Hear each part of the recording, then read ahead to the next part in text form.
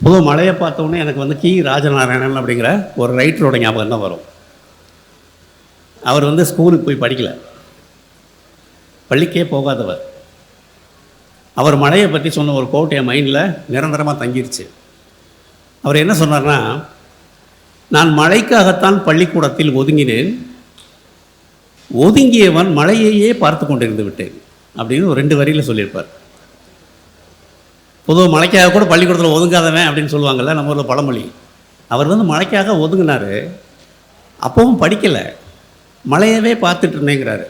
அந்த வரிக்கு என்ன அர்த்தம் அப்படின்னா, எழுத்தாளன் வந்து பாடத்தை தான் படிக்கணும்னு இல்லை, அவன் இயற்கையை கூட படிப்பான். மழை வந்து கீராவுடைய ஆசிரியராக இருந்தது, மண் அவருடைய ஆசிரியராக இருக்குது, பருவகாலங்கள் அவருடைய ஆசிரியராக இருக்குது. ஒரு எழுத்தாளன் சமூகத்தையும் மனிதர்களையும் மண்ணையும் நேசிக்கக்கூடிய ஒருத்தனாக இருப்பான். வேறு யாரையும் விட சமூகத்தோட கனெக்டடாக இருப்பான். இந்த சமூகம் ஏன் இப்படி இருக்குது அப்படிங்கிற ஒரு ஆதங்கமும் கவலையும் அந்த எழுத்தாளருக்கு இருந்துக்கிட்டே இருக்கும். ஒரு உண்மையான இலக்கியவாதி சமூகத்திலிருந்து விலகி இருக்க மாட்டான், சமூகத்தோடு இணைந்து இருப்பான். இதெல்லாம் நல்ல எழுத்தாளர்களுடைய அடிப்படை தகுதிகள். கீரா அப்படியான ஒரு எழுத்தாளர். எனக்கு இவங்க பேசும்போது என்ன தலைப்பில் நீங்கள் பேச விரும்புகிறீங்க அப்படின்னு கேட்டாங்க. பல தலைப்புகளை யோசித்தேன். பொதுவாக தலைப்புன்னு ஒன்று சொல்லிவிட்டு எதையாவது பேசிட்டு தலைப்பையும் அதையும் கனெக்ட் பண்ணிடலாம், பொதுவான தலைப்புன்னு இருக்கு.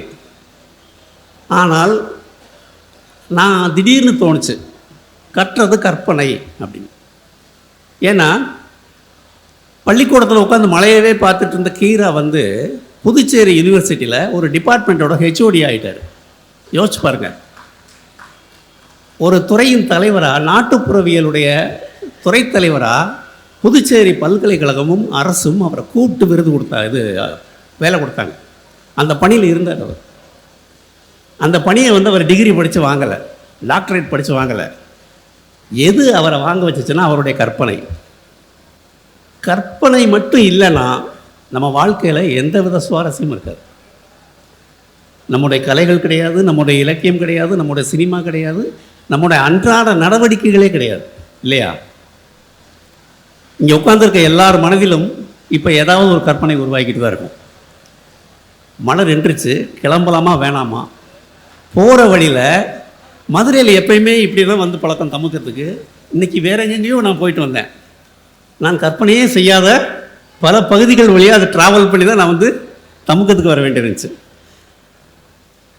எனக்கு மனசில் கற்பனை ஒன்று இருக்குது, அந்த கற்பனை சமயத்தில் தவறாக போகுது. ஆனால் கற்பனைகள் எல்லாம் வந்து காகிதங்களில் உருமாறி இப்படிப்பட்ட புத்தக கண்காட்சியில் உங்கள் பார்வைக்கு இருக்குது. புத்தகங்கள் இருக்கு இல்லையா, அதை எழுத ஒரு எழுத்தாளன் உட்கார்றான்ல, அவன் ஒரு விஷயம் பார்த்துருப்பான், ஆனால் அவனுடைய கற்பனை தான் அதை எழுத்தாக மாற்றுது. கருணாகரன் சார் பேசும்போது ஒரு நல்ல விஷயம் சொன்னார். நீங்கள் ஃபோனுக்கு அடிக்ட் ஆகக்கூடாது, ஏன்னா விஷுவலாக நீங்கள் பார்க்குற ஒரு விஷயம் உங்கள்கிட்டருந்து ஒரு விஷயத்தை ஊனப்படுத்துது. அது என்ன விஷயத்தை உங்கள்கிட்டருந்து உங்களை எங்கே அது ஹேண்டிகேப் ஆக்குதுன்னா உங்களுடைய கற்பனை திறனை அது ஹேண்டிகேப் ஆகுது. நான் ஒரு கதை படிக்கிறேன். ஒரு கிராமம், அந்த கிராமத்தில் எப்போயாவது ஒரு டவுன் பஸ் வரும். அந்த பஸ் நிற்கிற இடத்துல ஒரு 4 டீ கடை இருக்கும், ஒரு கோயில் இருக்கும், ஒரு சலூன் இருக்கும் அப்படின்னு ஒரு கதை படிக்கிறேன்னா என் மனதில் ஒரு கிராமம் உருவாகுது, கற்பனையாக ஒரு பஸ் ஸ்டாண்டு உருவாகுது, 4 கடை உருவாகுது, ஒரு டீ கடை உருவாகுது, இல்லையா? பொன்னியின் செல்வனில் வந்தியத்தேவன் குதிரையில் ஏறி வீராணம் ஏரிக்கரை ஓரத்தில் வர்றான் அப்படின்னு நம்ம பொன்னியின் செல்வன் கதையில் படிக்கிறோம். முதல் அத்தியாயத்தில் படிக்கிற எல்லாருக்கும் பொன்னியின் செல்வனுடைய அந்த குதிரை பயணம் மனசில் ஓடும். ஒருத்தர் அதை வெள்ளை குதிரையாக நினைப்பீங்க, ஒருத்தர் அதை கருப்பு குதிரையாக நினைப்பீங்க. உங்கள் மனதில் ஒரு ஏரிக்கரை இருக்கும். அந்த ஏரிக்கரை அநேகமாக நீங்கள் பார்த்த மதுரையோட வண்டியூர் கண்மா ஏரிக்கரையாக இருக்கலாம், அல்லது வேறு ஏதோ பழங்கணத்தில் இருக்கக்கூடிய ஒரு ஏரியா இருக்கலாம். உங்கள் மனதில் ஒரு ஏரி இருக்கும். கல்கி ஒரு ஏரி எழுதியிருப்பார். இதை ரெண்டையும் சேர்த்து நீங்கள் ஒரு கற்பனை உலகத்துக்குள்ளே பிரவேசிக்கிறீங்க. இது எழுத்தும் வாசிப்பும் உங்களுக்கு கொடுக்கக்கூடிய ஒரு கொடை. விஷுவல் மீடியா என்ன செய்யுதுன்னா அதை வெட்டுது. கார்த்தி வந்து ஒரு குதிரையில் வர்றாரு. அந்த குதிரை என்ன கலர்னு யாருக்காவது தெரியுமா? படம் டார்க் ப்ரௌனில் வருதா, ஒரு மாதிரி. அந்த குதிரை பேர் கருப்பி. அந்த குதிரைக்கு அவர் பேரும் வச்சிடுறாரு, செக்க செகப்பின்னு பாடுவார். ஸோ ஒரு ஒரு விதமான ப்ரௌனிஷான ஒரு குதிரை. இங்கே உங்கள் குதிரை இல்லை, அது அந்த குதிரை ப்ரொடியூசர் அனுப்பின குதிரை, டைரக்டர் கொடுத்த குதிரை, ஹீரோ ஏறி வந்த குதிரை. என்னுடைய குதிரை அது என் கற்பனையில் மட்டும்தான் இருக்க முடியும் இல்லையா? ஸோ கற்பனைங்கிறது கடவுள் நமக்கு கொடுத்த சலுகை. சின்ன வயசில் என்னுடைய அண்ணன் ஒருத்தர் இருந்தார். வாயை திறந்தால் பொய், ஆனால் அது கற்பனை. அதாவது தீங்கு இல்லாத பொய்கள். கற்பனை என்பது தீமை இல்லாத பொய். அவர் ஒரு முறை எங்கள் ஊர் தேனி பக்கத்தில் ஒரு கிராமம், ஒரு 2-3 கரெக்டை கடந்தீங்கன்னா வைகடமுடைய நீர்ப்பிடிப்பு பகுதி இருக்கும், கேட்ச்மெண்ட் ஏரியா. நாங்கள்லாம் சின்ன சின்ன பசங்க, அவர் எங்களை விட கொஞ்சம் பெரியவர். அவர் வாடா வைகடம் வரைக்கும் போயிட்டு வரலாம்னு எங்களை மாதிரி என் வயசு பசங்க ஒரு 4 பேர் கூப்பிட்றாரு. அவ்வளவு தூரம் ஒரு 4 கரெக்டில் ஏறி இறங்கி அந்த வைகடம் கரையை போய் பார்க்கணும் அப்படின்னு அவருடைய ஆசை. எங்களை கூப்பிட்றாரு. எங்களுக்கு கொஞ்சம் தயக்கம். அப்போ அவர் ஒரு தூண்டில் முள் மாதிரி ஒரு தகவல் சொன்னார். என்ன சொன்னார்னா, நம்ம தாண்டி போகிறோம்லடா, அந்த வைகடம் ஆரம்பிச்சதில்ல, அந்த இடத்துல ஒரு பாட்டி பணியாரம் சுட்டுட்ருக்கான். அந்த பணியாரம் டேஸ்ட்டு ஒரு தடவை சாப்பிட்டேன்னா 1 வாரத்துக்கு உன் வாயில் இருக்கும். அதை சாப்பிட்டா நீ சண்டையில் யாரை வேணால் ஜெயிச்சிடறான் அப்படின்னாரு. ஒரு 7 வயசு 8 வயசு பையனுக்கு இது ஒரு எவ்வளோ பெரிய கவர்ச்சியான ஒரு ஆஃபர் இது. சரி, போய் அந்த பணியாரத்தை சாப்பிடணுன்ட்டு கூட போயிட்டோம். அவர் போகிற வழியெல்லாம் இந்த மாதிரி பில்டப் கொடுத்துட்டே வராரு. அங்கே பாம்பு இருக்குங்கிறாரு, அங்கே நரி இருக்குங்கிறாரு. அதெல்லாம் கரடு செடிகளாக இருக்குது. ரொம்ப கஷ்டப்பட்டு ஒரு 2-3 கரெக்டாக கடந்து போயிட்டோம். போனால் அங்கே வெறும் தண்ணி மட்டும்தான் இருக்குது. அந்த மீனை பிடிக்கிறதுக்கு ஒரு இது மாதிரி இருக்குது, தெப்பை மாதிரி. கிளவியும் இல்லை, கடையும் இல்லை, பணியாரமும் இல்லை. ஏன்னு பொய் சொல்லி கூப்பிட்டு வந்தேன்னா, அப்போ தானே நீ வருவ அப்படின்னு சொல்லிட்டாரு. ஆனால் அவர் ஏன் இந்த கதையை சொன்னார், அவர்கிட்ட எப்படி இந்த கற்பனை அவருக்கு வந்துச்சுன்னு நான் யோசிச்சு பார்த்தேன். இப்போ அவங்க பாட்டி இருக்குல்ல, அது பணியாரம் சொல்லுவோம். அப்புறம் நிலாவில் ஒரு பாட்டி பணியாரம் சொல்லுதுன்னு நம்ம எல்லாருக்கும் கதை இருக்குது. அப்போ இவர் இதையும் அதையும் கனெக்ட் பண்ணுறாரு. கனெக்ட் பண்ணி நிலாவில் இருந்த பாட்டியை எங்கே கொண்டு வைக்கிறாரு, வைகடம் கரையில் வச்சு என்னை ஒரு கதையை சொல்லி கூட்டிகிட்டு போயிட்டார். அது ஒரு நல்ல அனுபவம். ஆனால் அந்த கற்பனை இருக்குல்ல, அந்த கற்பனை எனக்கு ரொம்ப பிடிச்சிருந்துச்சு. அவர் ஒரு எழுத்தாளர் தான் அப்போ, ஆனால் அவர் எழுத்தாளராக மாறலை. நிறைய விஷயங்களை நான் பார்ப்பேன் லைஃப்பில். நான் நிறைய கதைகள் எழுதியிருக்கேன். பார்க்கிற உண்மையில் ஒரு குறிப்பிட்ட சதவிகிதம் கற்பனை கலந்துதான் ஒரு இலக்கியத்தை நம்ம படைக்க முடியும். சில சமயம் நம்ம பார்க்குற விஷயங்கள் இருக்குல்ல, கற்பனையே தேவைப்படாது, அதுவே ஒரு கதையாக இருக்கும். அந்த மாதிரி எனக்கு ஒரு சம்பவம் நடந்திருக்கு. அந்த சம்பவத்தை நான் கதையாக எழுதணும்னு யோசிச்சுட்டு அப்புறம் இதை கதையாக எழுதவே வேண்டாம், இதுவே ஒரு கதை தான் அப்படின்னு தோணுச்சு. பெங்களூரில் அல்சூர்னு ஒரு இடம், என்னுடைய தங்கை அங்கே இருந்துச்சு. அவங்கள பார்க்குறதுக்காக நான் பெங்களூர் போயிருக்கேன். அப்போ நான் ஆனந்த விகடன் பத்திரிகையில் உதவி ஆசிரியராக இருக்கேன். ஒரு அசைன்மெண்ட்டுக்காக போயிருக்கேன். அங்கே ஒரு அல்சூர்னு ஒரு லேக் இருக்குது, ஒரு ஏரி. அந்த ஏரியில் ஒரு அம்மா மக்காச்சோளம் சுட்டு விற்றுட்டுருக்கு. நான் சும்மா போய் ஒரு சாயங்காலம் வாக்கிங் போயிட்டு அவங்ககிட்ட மக்காச்சோளம் வாங்கி சாப்பிட்றேன். சாப்பிடும்போது அந்த அம்மா கிட்ட கேஷுவலாக பத்திரிகையில் வேலை செய்கிறோம்ல, ஸோ மனிதர்களோட அப்புறம் எழுத்தாளர் வேறு, ஸோ சமூகத்தை நம்ம பார்க்கணும், அவங்கள்ட்ட பேச ஆரம்பிச்சு. இது என்னம்மா அவங்களுக்கு ஒரு நாளைக்கு எவ்வளோ கிடைக்கும் அப்படின்னா, அது சொல்லுது ரொம்ப கஷ்டமான வேலை, ஒரு மக்காச்சோளம் விற்றா 50 பைசா கிடைக்கும், நாள் முழுக்க விற்கிறேன் அப்படின்னு அவங்க கஷ்டத்தை சொல்லிகிட்டு இருக்காங்க. சொல்லிகிட்டு இருக்கும்போது ஒரு ஆள் சைக்கிளில் வந்தான். அவன் வரும்போதே என்னை முறைச்சி பார்த்துட்டு வந்தான். அப்போ நான் இளைஞன் ரொம்ப. அந்த அம்மாவோட நான் சகஜமாக பேசி அது என்கிட்ட சிரித்த உடனே அவன், அது தமிழ் பேசுது அந்த அம்மா, அது ஏதோ சேலம் பக்கத்தில் ஒரு ஊர். அவன் என்னை ரொம்ப சந்தேக பார்வையோடு பார்த்துட்டு வரான். யாரா அவன் நம்ம பொண்டாட்டியோட பேசிகிட்டு இருக்கான் அப்படின்ற மாதிரி வந்து என்னை முறைச்சி பார்த்துட்டு நேராக ஒய்ஃப்கிட்ட போனான். போயிட்டு ஏதோ கேட்டான், அதட்டெல்லாம் ஏதோ பேசினான் கன்னடத்தில். அந்தம்மா உடனே அந்த மக்காச்சோள இதிலேருந்து அந்த சாக்கிலேருந்து கொஞ்சம் காசு எடுத்து அவன் கையில் கொடுக்குது. ஒரு கட்டு ஒரு கணிசமான ஒரு 3000-5000 ரூபா இருக்குன்னு வச்சுங்க. அது இது நான் சொல்கிறது 98. அவன் வாங்கிட்டு கிளம்பி போயிட்டான். நான் கிளம்பி போட்டோன்னே என்னன்னு கேட்டேன். இவர் யாருன்னா என் வீட்டுக்காரருங்க, சென்னையில் வேலை பார்க்குறாரு, அங்கே வாட்ச்மேனாக இருக்கார். இப்போ வந்து அந்த கட்டடத்திலே ஒரு இடத்துல தங்கியிருக்காரு. தனியாக வீடு பார்க்கணும், ஒரு ரூம் பார்க்கணுங்கிறாரு. அட்வான்ஸுக்கு விற்ற காசுலேருந்து சேமித்த தொகையை நான் அவருக்கு கொடுக்குறேன் அப்படின்ட்டு நான் போயிட்டேன். அடுத்த நாள் பகல் ட்ரெயினில் சென்னைக்கு நான் வரேன். நான் உட்காந்துருக்க கம்பார்ட்மெண்ட்டில் எனக்கு எதிர்த்தாப்ப அந்த ஆள் வந்து உட்காடுறான். கூட வேற ஒரு பொம்பளை இருக்குது. அவனும் அந்த பெண்ணும் பழகிக்கிறத பார்த்தா ரொம்ப ரொம்ப அந்யோன்யமாக பேசிக்கிறாங்க.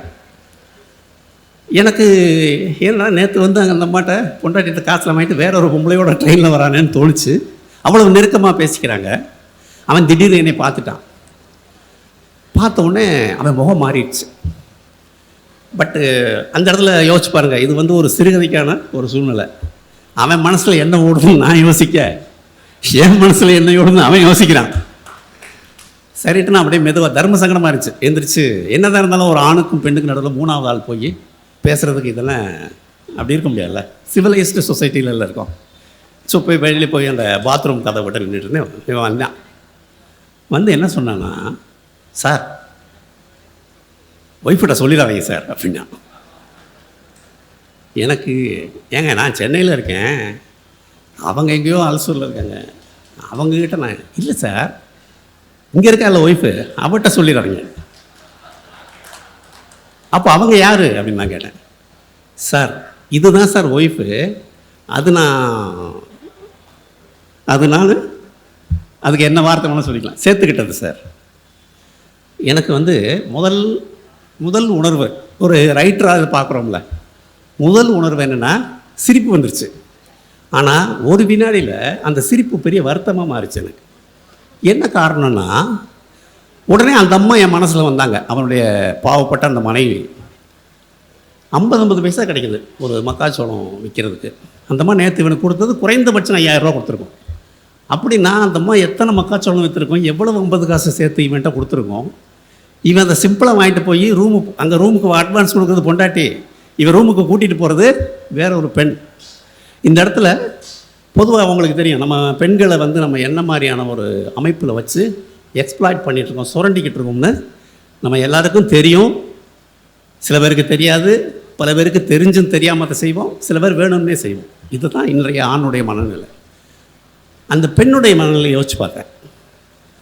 அவ்வளோ கஷ்டப்பட்டு அந்த பெண் வந்து இவனை நம்புகிறா, பணத்தை கொடுக்குறா, உடல் பணம் ஆவி எல்லாத்தையும் கொடுத்து ஒருத்தனை நம்பும்போது அவன் எவ்வளோ பெரிய ஒரு அயோக்கியத்தனத்தை செய்கிறான் அப்படின்றது இருக்குல்ல. இது என்னை ரொம்ப ரொம்ப தொந்தரவு பண்ணிச்சு. பொதுவாக இதை ஒரு கதையாக எழுதிடலாம், கற்பனையை சேர்த்து. ஆனால் இதில் கற்பனைக்கே இடம் இல்லை, சுத்தமாக கற்பனையே தேவையில்லை. இவன் பண்ணிகிட்டு இருக்கிறது வந்து, இவன் ஒரு ஆண் வந்து உதாரணமாக என் முன்னாடி வந்து உட்காந்துட்டான். சமூகத்தை பல ஆண்கள் அப்படி இருக்காங்கன்னு தெரியும், பத்திரிகைகள் இருக்கும்போது நமக்கு தெரியும். வீட்டுக்கு வேலைக்கு வர பெண்கள் பேசுவாங்க. பெரும்பாலான பெண்கள், வீட்டு வேலைக்கு வர பெண்கள் சென்னையில் கணவன் குடிகாரனாக இருப்பான். குடும்ப பாரத்தை கல்யாணம் பண்ணோடனே டப்புன்னு ஒரு 2 குழந்தைய பெற்றுருவாங்க. அதுக்கப்புறம் வேலைக்கு போக மாட்டான். இது முடிஞ்சவொடனே வேலைக்கு போக மாட்டான். இந்த பெண்ணுக்கு ஒரு கமிட்மெண்ட் வந்து இவங்க வந்து வீட்டு வேலை செய்கிறது, குழந்தைய வளர்க்குறது, அப்படி வாழ்க்கை வேறு மாதிரி ஆகிறத பார்க்குறோம். இதெல்லாம் எழுதணும்னு தோணிக்கிட்டே இருக்கும், தொந்தரவு பண்ணிக்கிட்டே இருக்கும். சில சமயம் கற்பனை நிஜத்தை விட கொடூரமாக இருக்கும். நிஜம் வந்து கற்பனை விட கொடூரமாக இருக்குன்றது வந்து அந்த இடத்துல ஒரு எழுத்தாளனே வந்து தன்னை மறுபரிசீலனை செய்கிறான். இது என்ன சொசைட்டியில் வாழ்கிறோம், இந்த ஆண்கள் ஏன் இப்படி ஆகுறாங்க, நம்ம இவ்வளோ நாள் கல்வி கற்று இந்த இடத்துக்கு எப்படி வந்தோன்ற கேள்வியெல்லாம் டிஸ்டர்ப் பண்ணிக்கிட்டே இருக்கும். இது ஒரு பக்கம் இருக்கு. ஆனால் ஒருபோதும் கற்பனையை கைவிடவே முடியாது எழுத்தாளர். எழுத்தாளர் எழுதுகிற கதைகள், இன்றைக்கி இவ்வளோ புக்கு இருக்குல்ல, இந்த புக்கை போய் ஏதாவது ஒரு புக் எடுத்து ஏதாவது ஒரு பக்கத்தை புரட்டுங்க. நல்ல புத்தகங்கள், அதில் இருக்கக்கூடிய ஏதோ ஒரு வரியோ அல்லது ஒரு பாத்திரமோ ஒரு சம்பவமோ உங்களை தொந்தரவு பண்ணிடும். நல்ல புத்தகம்னா பெரும்பாலும் உங்கள் வாழ்க்கை அதில் இருக்குன்னு தான் நான் நினைக்கிறேன். நம்மளுடைய வாழ்க்கை தான், ஏன்னா இலக்கியங்கிறது வெளியிலேருந்து வரதில்லை, வாழ்க்கையிலேருந்து இலக்கியத்தை நம்ம எடுக்கிறோம். என்னுடைய நண்பன் ஒரு எழுத்தாளர். நான் எழுத்தாளன் ஆகும்போது இந்தியா டுடேன்னு ஒரு பெரிய பத்திரிகை இருந்தது 95. அவங்க வந்து அறிமுக எழுத்தாளர் சிறுகதை போட்டின்னு ஒரு போட்டி அறிவித்தாங்க. அந்த போட்டியில் 2 பேர் பரிசு வாங்கினோம். முதல் பரிசு வாங்கியவன் பேர் காசி சிவகுமார். 2வது பரிசு நான் வாங்கினேன். முதல் பரிசு 5000 ரூபா, 2வது பரிசு 2500 ரூபா. நான் எழுதின கதை சாதனம்னு ஒரு கதை. 95 அப்போ தான் கலர் டிவி வந்து பரவலாகுது. தொலைக்காட்சி சாதனம் ஒரு எளிய மனிதனின் வாழ்க்கையில் எப்படி மாற்றத்தை ஏற்படுத்துது, இப்போ எப்படி மொபைல் ஏற்படுத்துது, அது மாதிரி அதை பற்றிய கதை என்னுடையது. சிவகுமாரோடைய கதை எதை பற்றினதுன்னா, பூரம் திருவிழா நடக்குது கேரளாவில். ஊரே திருவிழா கோலம் போன்றிருக்கு. பெண்கள் விதவிதமான ஆடைகளில் வர்றாங்க. அந்த மரபு ரீதியான கேரளா ட்ரெஸ்ஸோடு வராங்க. ஆண்கள் நல்ல ஆடைகளோடு வராங்க. யானைகள் இருக்கலாமே கூட முக கவசம்ன்றாங்களா, அந்த ஆடை அணிச்சிருக்கு, பட்டு துணி போர்த்திருக்கு. அந்த திருவிழா செலிப்ரேஷனுக்கு நடுவில் ஒருத்தன் நிர்வாணமாக நடந்து வரான். ஒரு பிச்சைக்காரன், பைத்தியக்காரன், யாரோ ஒருத்தர். அந்த காட்சி இவனை ரொம்ப தொந்தரவு பண்ணிருக்கு. அந்த காட்சியை அவன் வந்து தத்ரூபமாக அழகாக ஒரு கவித்துவமான மொழியில் எழுதுனா அந்த கதைக்கு முதல் பரிசு, என்னோடய கதைக்கு 2ஆம் பரிசு. அந்த காசி சிவகுமார் வந்து நிறைய எழுதியிருக்கான். 2018 ஒரு விபத்தில் இறந்துட்டான். என்னுடைய ரொம்ப நெருங்கிய நண்பன். நான் எந்த மேடையில் எந்த பேட்டியில் பேசினாலும் நான் நினைவு கூறுகிற ஒரு நண்பன், என்னுடைய எழுத்துலக சகா. அவன் ஒரு குறுநாவல் எழுதியிருந்தான். அந்த குறுநாவல் வந்து பெரும்பாலும் உண்மை. ஆனால் அந்த குறுநாவலுக்குள்ளே இருக்க விஷயங்கள் இருக்குல்ல, அது எளிய மனிதர்களுடைய கற்பனை எந்த அளவுக்கு இருக்கும் அப்படின்ற பற்றி ஒரு உதாரணமான ஒரு கதை. கொஞ்சம் பெரிய கதை, ரொம்ப ரொம்ப சுவாரஸ்யமான கதை, ரொம்ப இன்ட்ரெஸ்டிங்காக இருக்கும். உங்கள் எல்லாருக்கும் அந்த கதை தெரியும், அந்த கதையில் வர்றவங்களுக்கு தெரியும், அதில் வர சம்பவங்களும் உங்களுக்கு தெரிஞ்சிருக்கும். அதனால் உங்களால் இந்த கதையோட ஈஸியாக கனெக்ட் ஆக முடியும். அது என்ன கதைன்னா, ஒருத்தர் இருக்கான் ஒரு ஊரில். அவன் வந்து சின்ன வயசுலேருந்தே வேறு மாதிரியான கிளாஸில் அடிக்கடி குறும்பு பண்ணுறான். வாத்தியார் போட்டு வெளுக்கிறாரு. ஒரு 8-10 வயசு அவனுக்கு. இவங்கெல்லாம் போகும்போது பசங்களுக்குள்ளே பேசிக்கிறாங்க. அப்போ இவன் அவன்கிட்ட சொல்கிறான், யாருக்கிட்ட, மற்ற பசங்கிட்ட, ஒரே ஒரு குச்சி இருக்குடா. குச்சின்னா ஒன்றும் இல்லை, ஒரு மரத்தோட கிளை. அந்த குச்சி மட்டும் கிடச்சிட்டா படிக்கவும் வேணாம், வேலைக்கு போக வேணாம், சந்தோஷமாக இருக்கலாம்.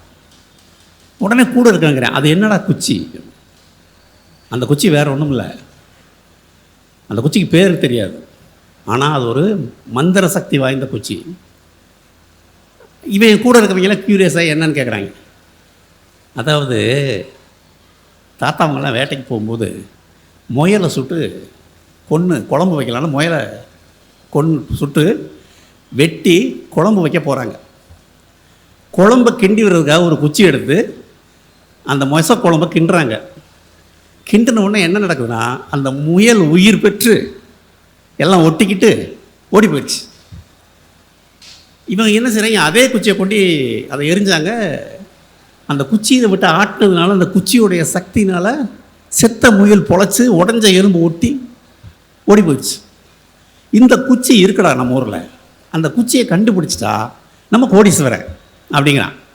அந்த குச்சியை எப்படி தேடுறது யோசிச்சு பாருங்கள். அந்த குச்சியும் முயலுங்கிறதே ஒரு பெரிய கற்பனை. அந்த குச்சியை எப்படி நம்ம கண்டுபிடிக்கணும்னா ரொம்ப சிம்பிள். என்னது, செம்போத்துன்னு ஒரு பறவை இருக்குது தெரியுமா? செம்போத்துன்னு ஒரு பறவை இருக்குது. அந்த பறவையோட கூட கண்டுபிடிக்கணும். அது முட்டை வச்சு குஞ்சு பொரிச்சிருக்கணும். அந்த குஞ்சை வந்து காலை வந்து கம்பியில் கட்டி போட்டுருணும். கட்டி போட்டுட்டா அம்மா செம்போத்து வரும்ல, ஐயோ என்னடா புள்ள காலில் குச்சி கம்பி கட்டியிருக்கேன்ட்டு அந்த பறவை பறந்து போய் அந்த குச்சியை எடுத்துகிட்டு வரும். ஏன்னா அந்த பறவைக்கு தெரியும் அந்த குச்சி எதுன்னு. அது கொண்டாந்து அந்த கூட்டில் போட்ட உடனே அந்த கட்டி வச்ச கம்பியை அருந்துக்கிறோம். நம்ம போய் அந்த குச்சியை எடுத்துடலாம். அவன் அடுத்த ஒரு கேள்வி கேட்குறான், கற்பனை எப்படி டெவலப் ஆகுது பாருங்க. அவன் கேட்குறான், சரி கூட்டில் நிறைய குச்சி இருக்கும், இந்த குச்சியை எப்படி கண்டுபிடிக்கிறது? அது ரொம்ப சிம்பிள்ரா. அந்த கூட்டை தண்ணியில் போட்டால் இந்த குச்சி மட்டும் ஆற்றுல எதிர்த்தாப்பில் போகுமா. எது, மேற்படி குச்சி. இதை இவங்க சொல்லினோடனே இவங்க உற்சாகமாகி அந்த குச்சியை தேடி கிளம்பிட்டாங்க. நான் வைகடம் போன மாதிரி 2 நாள் வீட்டுக்கு வரல, ஸ்கூலே தேடுது. கண்டுபிடிச்சி வச்சு வெளுன்னு வெளுத்துட்டாங்க. என்னடா குச்சியை தேடி போகிறேன்னு. அவன் ஊரை விட்டு ஓடிட்டான். யார், இந்த பையன். இந்த பையனுக்கு ஏதாவது ஒரு பேர் வச்சுக்கலாம், ராஜான்னு வச்சுக்கலாம். இந்த ராஜா ஊரை விட்டு ஓடிட்டான். ஓடுனவன் 20 வருஷம் கழித்து இளைஞனாக வர்றான். வந்தால் குச்சி சொன்ன அதே கற்பனையோடு வரான். அவன் கையில் HMT வாட்ச் கட்டிருக்கான். ஆள் நல்லா டிப்டாப்பாக வரான். என்னடா ஊரை விட்டு ஓடி போனால் எப்படி வர்றேன்னா, அதெல்லாம் நம்ம திறமைக்கு எப்படி தானே அப்படின்றான். சரி HMT வாட்ச்சு அது வேற ஒன்றும் இல்லை, நீ என்ன சிகரெட் குடிக்கிறாரு. அப்போ வந்து யானை சிகரெட்னு ஒரு சிகரெட் இருக்குது. நான் சொல்கிற கதை 80களில் நடக்குது. நீ வந்து கத்திரி சிகரெட் வாங்க, சிசர்ஸ், ஒரு பாக்கெட்டை வாங்கி பிரிக்கிறான். அந்த ஒட்டி இருக்கும்ல, ஓரத்தில் ஹெச்னு ஒரு சின்ன எழுத்து இருக்கு. அவன் சொல்கிறான், இந்த பாக்கெட்டு மாதிரி எல்லா பாக்கெட்டையும் பிரித்து பாரு, ஒரே ஒரு பாக்கெட்டில் HMTன்னு இருக்கும். அது ஒரு 1000 பெட்டிக்கு ஒரு பட்டி தான் அப்படி அடிப்பாங்க. அந்த பெட்டியை கண்டுபிடிச்சி கொடுத்தேன்னா ஒரு HMT வாட்ச் உனக்கு கொடுத்துருவாங்க ஃப்ரீயா. இந்த வாட்ச் நான் அப்படி தான் வாங்கினேன்ட்டான். ஊரே நம்பி சிசர் சிகரெட் வியாபாரம் அங்கே அமோகமாயிருச்சு. இதை பண்ணுறான் அவன். கொஞ்ச நாள் ஆளை காணாம். ஒரு 10 நாள் கழிச்சு வரேன். 10 நாளாக எங்கடா போனேன்? அதெல்லாம் பொலிட்டிக்கல் மேட்டர், சொல்ல முடியாதவன்ட்ட அப்படின்றான். அடுத்த கற்பனைக்கு போகிறான். என்னடான்னா, அப்போ வந்து ஒரு ரூபா காசு கவர்மெண்ட் அடித்து போட்டிருக்கு. அதில் வந்து இந்திரா காந்தியோட படம் இருக்குது. ரூபா காசு இருக்குல்ல, ஆமாம், இந்திரா காந்தி படம் போட்ட காசு, ஆமாம், அது 100 காசு தேவைப்படுது. ரொம்ப முக்கியமான பொலிட்டிக்கல் மேட்டருக்கு. இவன் வந்து ரூபா காசு 100 காசை சேர்த்தா என்ன ஆகிற போகுது? 100 ரூபா இல்லை, அது 100 காசு சேர்ந்தா அதனுடைய மதிப்பு 10 லட்ச ரூபா அப்படிங்கிறான். எப்படி வாங்கிக்கிறதுக்கு ஒரு பார்ட்டி இருக்குது அப்படிங்கிறான். இவங்களுக்கு ஒரே அப்போ நண்பர்கள்லாம் இளைஞர்களாக இருக்காங்க. அது எப்படா? ஆமாடா, அது எப்படி 1 ரூபா காசுக்கு அவ்வளோ வேல்யூ இருக்கும்? இப்போ யார் சென்ட்ரலில் கவர்மெண்ட்டு அப்படின்னா, ராஜீவ்காந்தி. ராஜீவ்காந்தி கவர்மெண்ட்டு கவல்றதா நிலைக்கு. அப்போ வந்து ராஜீவ்காந்தி கவர்மெண்ட்டுக்கு VP சிங்னால ப்ராப்ளம் போயிட்டுருக்கு. நிஜமாக நடந்தது. அந்த கவர்மெண்ட்டுக்கு கவர்றதே இந்த காசில் தாண்டா இருக்குன்றான். எப்படின்னா, இதில் 100 காசை சேர்த்து ஒரு பெரிய காங்கிரஸ் லீடரை தேடிக்கிட்டு இருக்காரு. அந்த காங்கிரஸ் லீடர்கிட்ட இந்த 100 காசை கொடுத்தா அதை வச்சு அவர் ஒரு யாகம் பண்ணுறாரு இந்திரா காந்தி பேருக்கு. பண்ணுனா அவங்க பையன் தானே இவருடைய கவர்மெண்ட்டு காப்பாற்றப்பட்டோம். உடனே எல்லாம் அங்கங்கே போய் தேடுறாங்க அந்த 1 ரூபா காசை. 100 காசு கிடைக்கல. அதுக்குள்ளே என்ன நடக்குதுன்னா, அங்கே கவர்மெண்ட்டு கவுந்துருது. சொல்கிறான், பார்த்தியா, இப்போ நம்ம காசை கரெக்டாக பிடிக்காதனால கவர்மெண்ட்டே கவுந்துருச்சு அப்படின்றான். இவன் கற்பனை இதோடு நிற்கவே இல்லை. அங்கே வந்து இதே மாதிரி ஒருத்தன் சலூன் வச்சுருக்கான். இவனை மாதிரியே இன்னொருத்தன் அவன்கிட்ட போகிறான். போயிட்டு, காசு மேட்ரு ரொம்ப ஃப்ளாப் ஆகி போச்சு, என்ன செய்யணும்னா ரைஸ் புல்லிங்னு ஒரு மேட்ரு இருக்குடா, அதை வந்து நீ போய் ட்ரை பண்ண. அது யார்கிட்ட இருக்குது? ரைஸ் புல்லிங்னா உங்களுக்கு தெரியும், சதுரங்க வேட்டை படம் யாராவது பார்த்துருக்கீங்களா? இது மாதிரி நினைக்கிறதுக்கு ஏமாவது நிறைய பேர் இருக்காங்க நம்ம ஊரில், அந்த படத்தில் வர மாதிரி. அது ஒரு ஊரில் ஒருத்தர் இருக்காருன்னு உடனே அந்த ரைஸ் புல்லிங் ஆளை போய் தேடி போகிறான். என்னென்னா, இவங்க எல்லாம் ரொம்ப பரிதாபமான எளிய குடும்பத்து ஆளுங்க. அப்புறம் கையிலே கட்டிட்டு சரி பீடியை குடிச்சிட்டு டீக்கடையில் உட்காந்துருக்கவங்க. அந்த ரைஸ் புல்லிங் ஆள் இருக்கிட்ட போனால் அவன் அது ஒரு ப்ராப்பர்ட்டி இருந்துச்சு, விற்று போச்சு.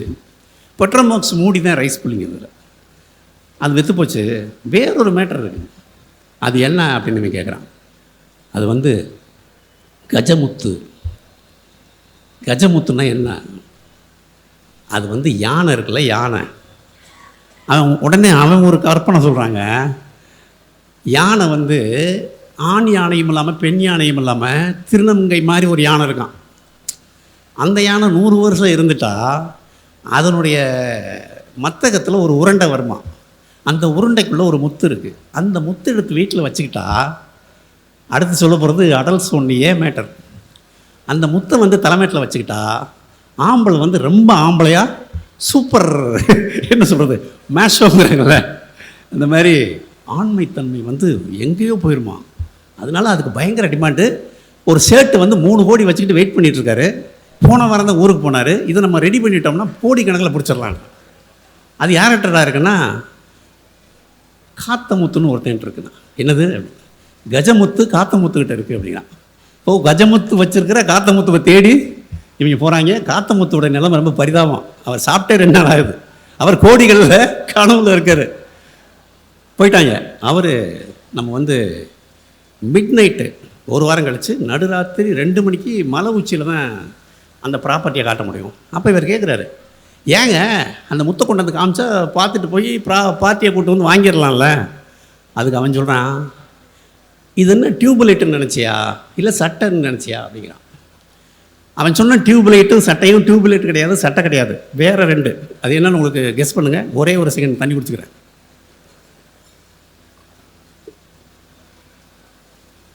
டியூப்லைட்னா என்னன்னு கெஸ் பண்ண முடியுதா?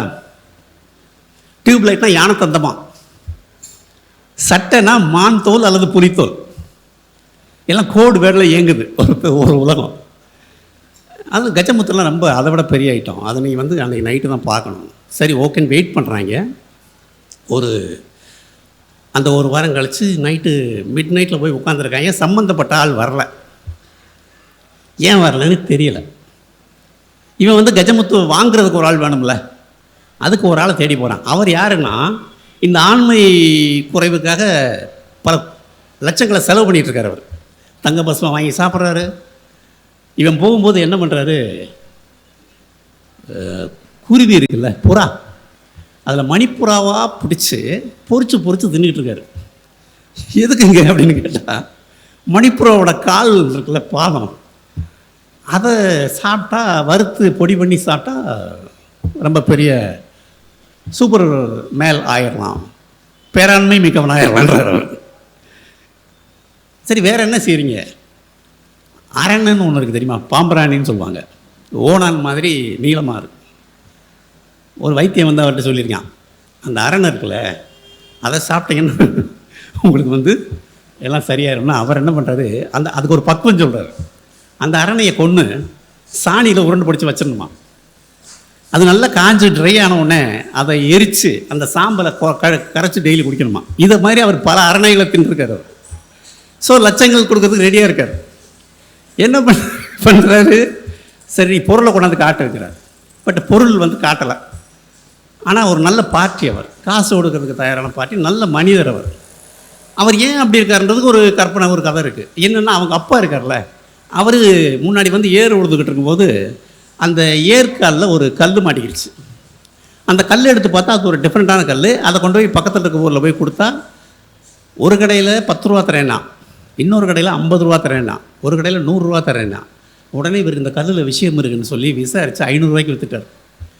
விற்றுட்டு அதுக்கப்புறம் தேடி அவர் தோட்டத்தில் ஒரு 3 கல் அப்படி கிடச்சிருக்கு. ஒரு தோட்டம் வாங்கிட்டார்.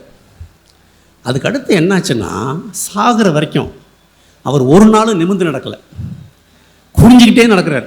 ஏர் ஓட்டும் போது குனிகிறாரு, சைக்கிள் ஓட்டும் போது குனிகிறாரு, எப்பவுமே தரையை பார்த்துக்கிட்டே இருக்கார். சாகிற வரைக்கும் கல் கிடைக்குமான்னு செத்தே போயிட்டார். அவர் பையன்தான் இவர். யார், இந்த முத்து வாங்க ரெடியாக இருக்கக்கூடிய லட்சாதிபதி. இவங்க இப்படியே ஒவ்வொரு செஞ்சு கடைசியாக எங்கே போகிறாங்கன்னா, நாகரத்ன கல்லுன்னு ஒரு கல் இருக்குது. அந்த கல்லை கொடுத்தா வழக்கம் போது ஒரு பார்ட்டி இருக்கணும்னு, அது இருந்தால் எல்லா ஐஸ்வர்யங்களும் வருங்கிறாங்க. யோசிச்சு பாருங்கள், இது எல்லாமே வந்து சாதாரண மனிதர்களுடைய கற்பனையில் உருவாகிற விஷுவல்ஸ். ஒரு ஆள் வர்றான், இவங்களை என்ன பண்ணுறான், கண்ணை கட்டி காரில் வச்சு கூட்டிகிட்டு போகிறான். ஒரு இருட்டு ரூமில் போய் உட்கார வைக்கிறான், கண்ணை அவுக்குறான். ஒரு மணி நேரம் கண்ணு கட்டினதுனால ஒரு மாதிரி மசன்னு தெரியுது. அப்போது ஒரு டப்பாவை திறக்கிறான், பளிர்னு ஒரு லைட் எரியுது, மூடிட்டான். பொருளை பார்த்துட்டேல, காசை எடுத்துகிட்டு வாங்குறான். எவ்வளவுன்னா அட்வான்ஸ் 2 லட்சம், பொருளை கொடுக்கும்போது 10 லட்சம் கேட்குறான். இவர் என்ன பண்ணுறான், இவன் போய் அந்த லட்சாதிபதி இருக்கார்ல, அவர்கிட்ட போகிறான், ஐயா 1 லட்சம் கொடுங்க. இவன் கூட இருக்க கூட்டாளி என்ன பண்ணுறான், அவன் 1 லட்சத்துக்கு ஊரெலாம் கடை வாங்குறான். கடை வாங்கி 2 லட்சத்தை தேத்திட்டு ஒரு இடத்துல போயிருக்காங்க. அவன் வந்து அது என்ன பண்ணுறான்னா, காரில் போகும்போது அங்கே கார் நிற்கிது. அவன் வந்து 2 லட்சத்தை வாங்கிட்டு ஒரு டப்பாவை கொடுக்குறான். இங்கே போய் திறக்காத, ரூமில் போய் தரேன்ட்டான். இவங்க போய் ரூமில் போய் திறந்தா ஒன்றுமே இல்லை. கூட வந்தவன் என்ன பண்ணிட்டு தூக்கில் தொங்கிட்டான் ரூம்லேயே. இவனை கொண்டு போய் போலீஸ் வச்சு அடிக்குது. என்னடா பண்ணீங்க, எதுக்குடா அவன் செத்தான்னு. இவங்க இந்த கதையை பூரா சொல்கிறாங்க. ஏன்டா கற்பனை பண்ணுறதுக்கு ஒரு அளவு இல்லையா அப்படின்னு அவங்க கேட்குறாங்க. அப்புறம் அந்த கஜமுத்து லட்சாதிபதி இருக்கார்ல, அவர் ரொம்ப நல்ல மனுஷன். அவர் இவன் மேலே பாவப்பட்டு இவனை ஜாமீனில் எடுத்து, இந்த சம்பவங்கள் இருக்குல்ல, இது நகைச்சுவையாக இருந்தாலும் எனக்கு தெரிஞ்சு, நானும் இதை பற்றி ஒரு கதையில் இருக்கேன். சதுரங்க வேட்டை படமும் இதை பற்றி தான். ஒரு ஒட்டுமொத்த சமூகத்தை கற்பனையால் ஏமாற்ற முடியும்னு ஒரு கைதேர்ந்த கும்பல் வேலை செஞ்சுருக்கு. அதில் வந்து இவ்வளவு பேர் ஏமாந்துருக்காங்க. ஸோ எவ்வளவு தூரம் இந்த கற்பனைங்கிறது உங்களை கொண்டு போய் சேர்த்துக்கிட்டே இருக்கு. இன்றைக்கி நம்ம நாட்டின் இதிகாசங்களை போற்றப்படுகிற ராமாயணம், மகாபாரதம் 2 பெரிய இதிகாசங்கள். அதில் ராமாயணத்தை விடுறங்க, அது ஒரே கதையாக இருக்குது, கிளை கதைகள் கம்மி. ஆனால் மகாபாரதங்கிறது ஒரு பெரிய ட்ரெஷர், அது ஒரு பொக்கிஷம் நமக்கு. அதில் வர்ற ஒவ்வொரு கதைகளும் நம்ம எத்தனை பேருக்கு படிக்கும் பழக்கம் இருக்குதுன்னு தெரியல. நான் வந்து ஒவ்வொரு புத்தக கண்காட்சியிலையும் போய் பேசும்போது கல்வி பற்றியும் நூல்கள் பற்றியும் படிக்கிறது பற்றியும் வாசிக்கும் பழக்கம் பற்றியும் நான் வந்து மாணவர்கள் மத்தியில் தொடர்ந்து பேசிகிட்டு இருக்கேன். புத்தகங்கள் கவர்மெண்ட் பண்ணிட்டு இருக்குது மிகப்பெரிய ஒரு முயற்சி. இப்படியெல்லாம் புத்தகங்களை கொண்டாந்து வச்சு இப்படி கூட்டி இப்படி பேச வச்சு கற்றலில் கேட்டல் நன்றுன்னு சொல்லியிருக்காங்க. கற்பதற்கான ஒரு ஏரியாவையும் கேட்பதற்கான ஒரு ஏரியாவையும் வச்சு உங்களெல்லாம் சேர்க்கறதுக்கு கவர்மெண்ட் வந்து முன்முயற்சி இவ்வளோ பண்ணுது. இது எப்போ வெற்றி அடையும், முழு வெற்றி அடையும்னா நம்ம எல்லோரும் படிக்கிறது. பட் என்ன ப்ராப்ளம்னா நம்முடைய கற்பனை திறன் குறைஞ்சு போயிடுமோ அப்படிங்கிற கவலை வந்துட்டுருக்கு. மொபைல் மட்டுமல்ல, ஏஐ அப்படின்னு ஒன்று இப்போ அடுத்து லான்ச் ஆயிரும். இது எல்லாமே உங்கள் இமேஜினேஷனை கட் பண்ணும். முந்தின நாள் வந்து ஒரு அறிவியல் அறிஞர் பேசும்போது சொன்னாங்க, கூகுள் மேப்புன்னு ஒன்று வந்து ஒரு பெரிய வரப்பிரசாதம். ஆனால் கூகுள் மேப் வந்தால் நம்ம வந்து இடத்த கண்டுபிடிச்சி போயிடுறோம். ஆனால் எதை மிஸ் பண்ணுறோம்னா வழி கேட்குறதுக்கு ஒரு மூன்றாவது மனிதன்ட்ட பேசக்கூடிய அந்த அணுகுமுறை மிஸ் ஆகும். நம்ம சமூகத்தோடு இணைந்து வாழுகிறவங்க தான் நம்ம. மனிதன் என்பவன் ஒரு மணி நேரம் தனியாக இருந்தால் போர் அடிக்கும், இப்போ மொபைல் பார்க்குறான். ஆனால் சக மனிதனை தேடி போய் பேசுறது இருக்கு. வீடுகள் தோறும் திண்ணைகள் இருந்த மரபு நம்மளோடது. எவனாவது தெருவில் போகிறவன், ஏதாவது ஐஸ் விற்கிறவன், பலூன் விற்கிறவன்லாம் வந்து நம்ம திண்ணையில் உட்காந்து நம்ம கூட பேசுவான். அவன் யாருன்னே தெரியாது. அவன் கதையை பூரா இவங்ககிட்ட சொல்லுவான், இவங்க பிரச்சனைலாம் அவன்கிட்ட சொல்லுவாங்க. என் சின்ன வயசில் வளையல் விற்கிறதுக்கு ஒருத்தர் வருவார். அவர் வந்து வளையலை பிரித்து வச்சு உட்காந்து அந்த தெரு பொம்பளையை பூரா அவர் கூட உட்காந்து ஆளுக்கு ஒரு வளைவியை வாங்கி நாள் முழுக்க ஒரு வளைவை தான் வாங்குவாங்க. அவர் பேசுவார், அவருக்கு மோர் கொடுப்பாங்க, காப்பி கொடுப்பாங்க, சாப்பாடெல்லாம் போடுவாங்க. அவர் வளையலை விற்றுட்டு ஒரு நாளைக்கு ஒரு வியாபாரம் 2 வியாபாரம் பண்ணிவிட்டு கிளம்பி சந்தோஷமாக போவார். இவங்களும் சந்தோஷமாக கலைவாங்க. இப்போ அந்த பெண்கள் எல்லாம் சீரியல் பார்க்குறாங்க. இந்த ஒரு உறவாடலே குறைஞ்சிட்டு. உறவாடல் ஒரு பக்கம் குறையுதுன்னா கற்பனை திறன் குறையுது. மாணவர்கள்கிட்ட பொய் எங்கே துவங்குதுன்னா, ஒரு பள்ளி மாணவன் லீவு கேட்கும்போது தான் அவனுடைய கற்பனை வந்து ஆரம்பிக்குது. காய்ச்சல் அடிக்குது, வயிற்று வலிக்குது, வேர்க்குது, பாட்டி செத்து போச்சுன்னு ஏதாவது ஒரு காரணம் சொல்லுவாங்க. க்ரியேட்டிவிட்டி அங்கே தான் ஸ்டார்ட் ஆகுது. இப்போ என்னென்னா லீவ் லெட்டரே வந்து அவன் என்ன பண்ணிடுறான், ChatGPTயில் பண்ணிடுறான். அது வந்து வினோதமான காரணங்கள்லாம் சொல்லிடுது ChatGPT. ஒரு அசைன்மெண்ட் கொடுத்து ஒரு புத்தகத்தை பற்றி எழுது, அது ஒரு செய்தியை பற்றி சொல்லு அப்படின்னு சொன்னால் அவன் என்ன பண்ணுறான், செயலியை நாடுறான். ஐயா பேசணும், அதனால் நான் விரைவாக முடிச்சிடறேன் ஒரே நிமிஷத்தில். ஸோ இப்படி விஞ்ஞான சாதனைகள் நம்முடைய கற்பனை திறனை மழுங்கடிக்கக்கூடிய ஒரு சூழல். ஆனால் கற்பனை தான் நியூட்டன் புவியீர்ப்பு விசையை கண்டுபிடிச்சதுக்கு அடிப்படை கற்பனை தான். கணித மேதை ராமானுஜம் வந்து இன்றைக்கும் பயன்படுத்தக்கூடிய கணித சூத்திரங்களை கண்டுபிடிச்சது கற்பனை அடிப்படையில் தான். இப்போது கண்ணதாசன் பாட்டுக்கும்ல, பறவையை கண்டான் விமானம் படைத்தான், அந்த மாதிரி ஒவ்வொன்றையும் பார்த்து இமேஜின் பண்ணி தான் சொசைட்டி இந்த இடத்துக்கு வந்திருக்கு. ஆனால் இப்போ கற்பனையை குறுக்குகிற இடத்துல நம்ம நிற்கிறோம். கற்பனையை விரிக்கணும்னா நீங்கள் பண்ண வேண்டிய காரியம் வாசிக்கிறது, புத்தகங்கள் வாசிக்கிறது, இலக்கியம் வாசிக்கிறது, கதை வாசிக்கிறது. ஸோ அந்த புள்ளியை நோக்கி நம்ம நகரணும், எல்லோரும் வாசிக்கணும். முக்கியமாக உங்கள் வீட்டில் இருக்க குழந்தைகளை குறைந்தபட்சம் செய்தித்தாள்கள் படிக்க சொல்லுங்கள், வாரம் ஒரு சிறுகதை படிக்க சொல்லுங்கள், வாசிப்புக்கு அவங்கள பரிச்சயப்படுத்துங்க. அந்த ருசி என்னன்னே தெரியாத ஒரு தலைமுறையை உருவாக்கி வச்சுருக்கோம், அந்த ருசியை அவங்களுக்கு அறிமுகப்படுத்துங்க அப்படின்னு சொல்லிக்கிறேன். இது என்னுடைய வேண்டுகோள். அடுத்து ஐயா பேசணும். பொறுமையாக கேட்ட எல்லோருக்கும் என்னுடைய மனமார்ந்த நன்றி. தேங்க்யூ.